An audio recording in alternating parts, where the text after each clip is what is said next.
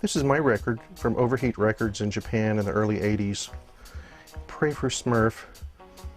I wanted to name it Smurfy Beaver Shots, but Matt Groening talked me out of it. It's kind of bad psychedelic country music. Back in the 70s, I started painting in this format on heavy watercolor paper with acrylic, and I'm still doing it 30 years later or 35 years later. All my stuff starts in sketchbooks. I've been doing them since the late 60s.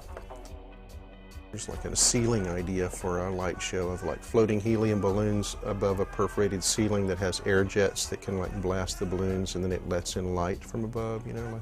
I worked as a janitor at an insurance building, and then I worked at a printing place, a dot etcher at a color separation place for a year in Dallas after school. And then I went to LA in '76 until '86. And so when I got there, it was really at the beginning of punk rock. So these are the ones that are like in the gallery show now. They end up framed under glass. And so it's nice that way, but it's also nice that they have a nice surface. So when you see one on canvas, you're actually seeing it without glass in front of it, which is kind of nice. Here's another old sketchbook. It looks like it's hundreds of years old, but it's not. It just got wore out from handling too much. At art school, I'd been drawing this kind of like jaggedy type of style since about '72, and couldn't find a place for it.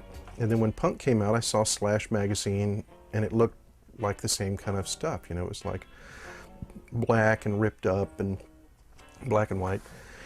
And so then after that, it had a place to be. I have this character Jimbo, who's a punk rocker. And he started out just having adventures that are like, you know, a punk rocker. But over the years, I guess I decided nobody was reading this. And so I would just amuse myself with it. And so it's gotten stranger and stranger. For 10 years, I've been drawing this monthly strip in a Japanese reggae magazine called Rhythm. It's a surrealistic strip, and it's kind of like more poetic than literal in a way. And I kind of think up the story every month, and then I typically kind of don't tell the story. My father's a cowboy and Indian painter. He's a real cowboy. He's like got a hat and boots and cuts brush and all that stuff. He tends to go back and forth between these emblematic kinds of paintings and the more illusionistic kind of paintings, because he's like half Indian, half Choctaw.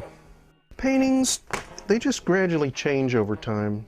You know, I'll come up with some idea and do like a lot of variations of it, like these white on black paintings, and I'll move on. I might come back to it or use it as a part of something else.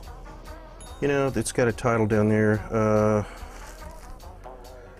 I don't know what it's called. Paul Rubens approached me to do a poster for a stage show he wanted to do, and that led to, you know, years later to designing the TV show, the Pee Wee's Playhouse TV show. And Paul and I are still friends, and we're still working on new ideas all the time. Keyhole, it's called Keyhole. The titles are a little bit arbitrary. Sometimes to get titles, I have like this big book that lists sound effects. Yeah, it's all part of the same project in a way. The sketchbooks are fun and kind of vital. Comics are really hard.